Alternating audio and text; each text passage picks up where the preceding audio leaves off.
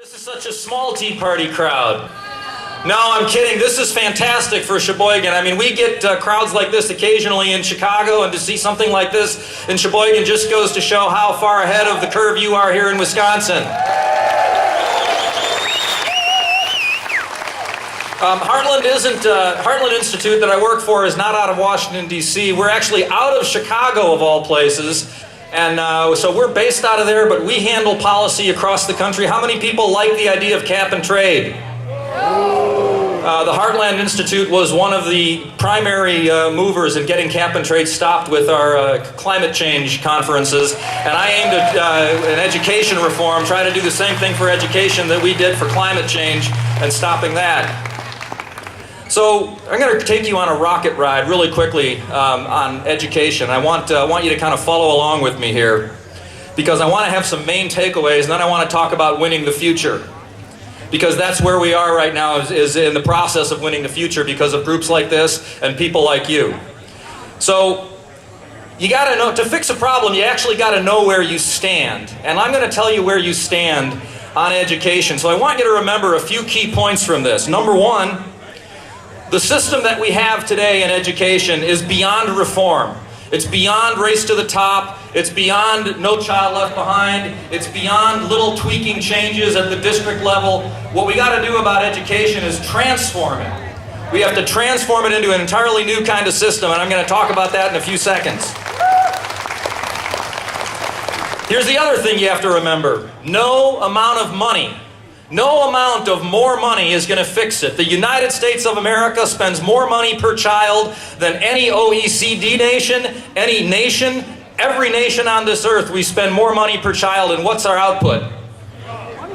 We're actually educating a group of people who they know how to protest, and they know how to maybe get on the internet and look up websites, but they have no idea about the founding of this country, about ideas and how this country was developed. So here's what we have in our education system. Remember this. What we have is a government education complex. It's just like the military-industrial complex, only nowhere near as effective.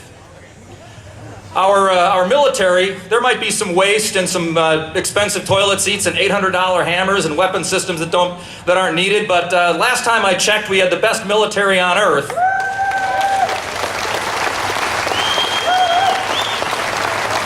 Do we have the best education system on earth? Well, I'm going to tell you how fast and how effectively we can get one. Not in 20 years, not in 25 years, but literally overnight. What we have to do with the government education complex is we need to transform it, and you transform it by dismantling it. And we got to dismantle it by using some of the so-called silver bullets.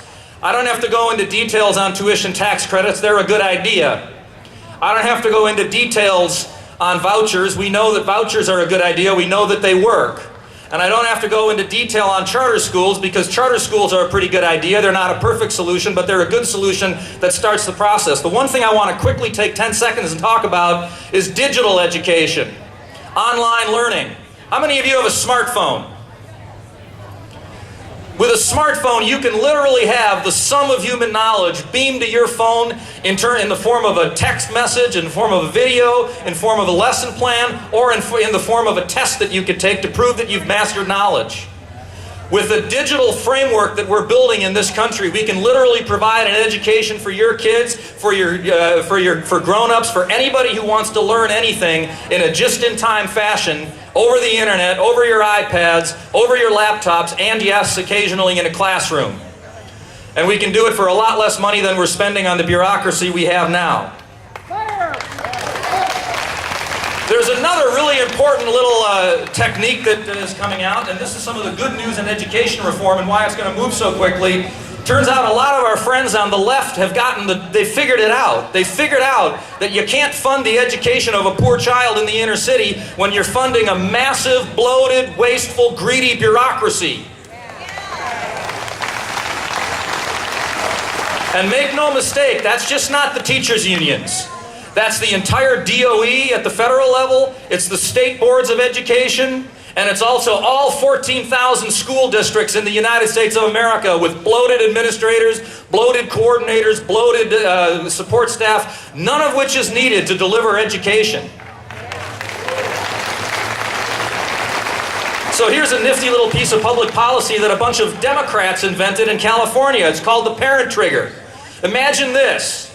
If your child is attending a failing school, the parents can get together, sign a petition, and they can flip that school into a charter or some other kind of reform.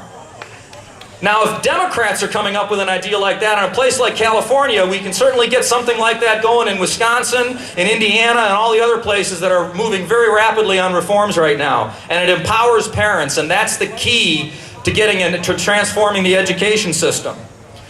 So those are all the different things that are going on out there. And like with education, with all the different things happening there, it's also happening in Medicare and Medicaid and Social Security. All the answers to all these problems come with a really simple solution.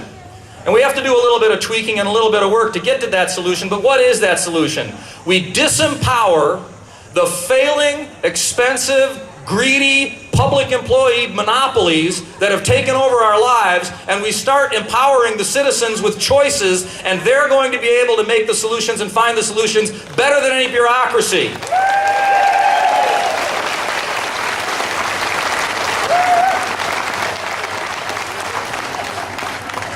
And just so you all know, that's the key to all of this. The future is ours. The future belongs to the people that make up the Tea Party, to the people that make up the 9/12 groups, to the people that make up all of the Patriots groups out there, because we're the ones that actually have the answers. And we're not talking about, oh, we're going to zero out government and go back to the Corn Laws of Britain in the late 1800s, early 1900s. We're not talking about that. We're talking about a sustainable, workable support system for the people of America inside a framework of something really simple that we all believe in. Constitutional government, limited government, and free markets and freedom to choose how we want to pursue our happiness. Now, last time I checked, those were pretty much the principles of our founding fathers. And last time I checked, I don't think they were extremists. I don't think they were people who were foaming at the mouth to destroy government. They were the people who made government work for the first time ever. And we're on the cusp of having that in the future again. And here's how to do it. Whether it's education reform, whether it's Social Security, whether it's cap and trade, whether it's energy policy, no matter what it is, we have it within our hands for the really simple model.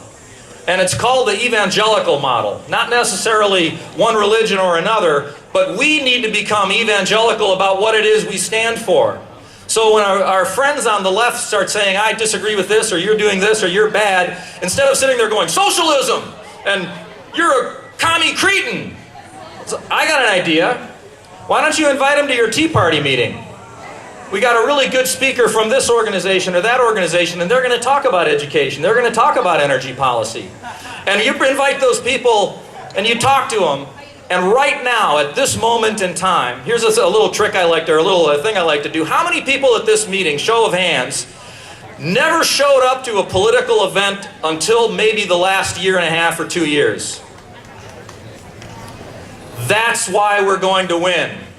Because across the country, millions of liberals, people who are our neighbors, are starting to question their blue model of oversized government, of never-ending taxation. And we have the opportunity right now to say to them, hey, I know where you're coming from. I know what you want. You don't want to destroy the world. You just want to have this kind of a decent government.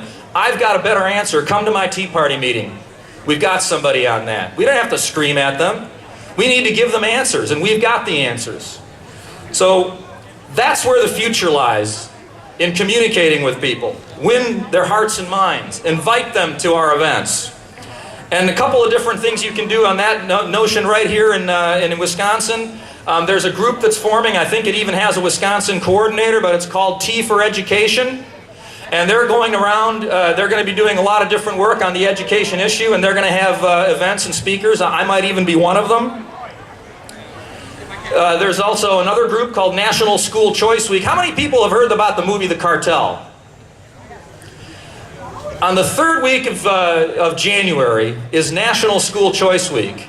You can get the cartel movie, you can invite people to your home, maybe 5 or 10 of your neighbors, and say, hey, I got a movie I want to watch, and afterwards we're going to do a little bit of Q&A.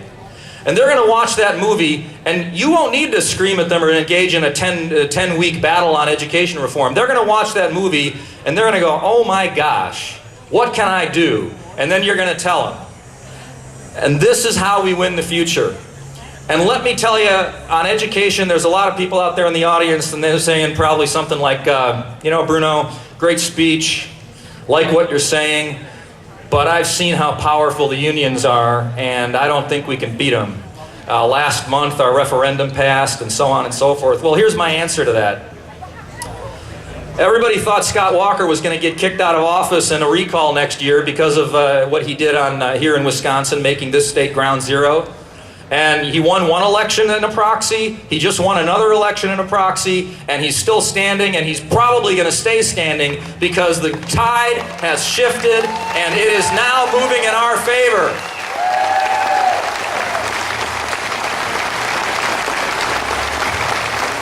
So here's how to do this.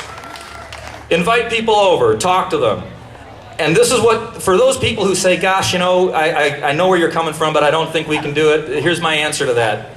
In 1985, if someone had said that in 5 years the Soviet Union is going to cease to exist, even Ronald Reagan, even the most true believers wouldn't have thought so. But yet in 5 years the Soviet Union ceased to exist. The forces that control America's public education infrastructure are just like the Soviet Union. They are going to look powerful up until the moment they collapse. And all we have to do is keep up the pressure. And you keep the pressure up at the district level, and you start sticking it to your superintendent when they want to spend money. You start getting good board members into the school boards. You start doing it at the state level, and you start doing it at the federal level to begin the process of dismantling the Department of Education. But here's how all of this will work. The first brick in the Berlin Wall probably took a few hours to crunch out. The next 10 bricks maybe took about a half an hour, and then the wall started coming down in whole sections. And we are on the cusp of doing that in education, in entitlement reform across this nation, and it's all because of people like you. So thank you very much for being here. It's been a pleasure to talk to you, and keep up the fight.